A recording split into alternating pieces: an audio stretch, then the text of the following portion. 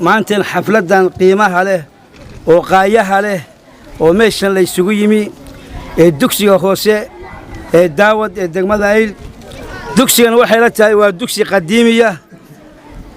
oo taariikh weyn leh oo dadkii Puntland maanta ugu qiimaha badan ama madaxweynayaal ha noqdeen dugsigii ay ka soo baxeen weeye ilaahay waxaan ka baryaynaa ardaydan qalin jabinaysa marka hore ilaahay inuu ka dhigo kuwii ku guulaysta oo ku najaxa imtixaanka qiimo fiican oo wanaagsan keena taas ilaahay baan uga baryaynaa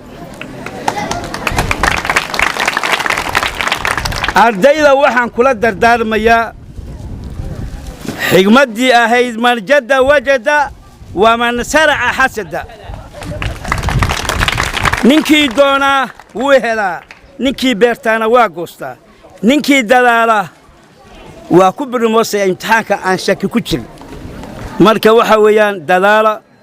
oo muujiya magaalada degmadana magac iyo sumcad u soo jiida yaan la oran waxbarashada Ayl waxay ahaan jirtay meesha ugu qiimaha badan bay ahaan jirtay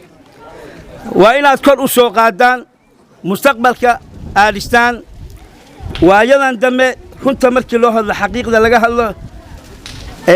ardayda waa laga dhawaaqay wana dugsiga sare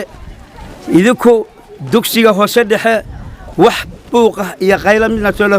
ma jirto nasiibna waxa u leedihiin aad ku hesheen arday macallimiin xirfad leh oo muddo ka shaqeynaysa xirfadda yaa hela macallimiin intaas haysataan fursad qiimo leh baa haysataan maamulo wanaagsan baan haysataan hadda ninka la yiraahdo jaamac salaad waa ardaydu waa goolma waa annagu macallimiin ahaan jir ismaal mudiirka degmada dugsiga ismaal maxamuud waa macallimiintii hore ninka dhalinyarada oo mutacallimka abshir haaruun yaa laga helaa caamila salaad geli cabdicasiis jaamac dalawal waa xul kan uu yar wuxuu ka shaqeynaya sudasada ka faa'iideysta fursadda macallin yuusuf yaalihin macallimiinta qayb baa helaan jamaal waa ardayda hore xulka ay lagu faani jiray weeye ka faa'iideysta wassalaamu calaykum waraxmatullaahi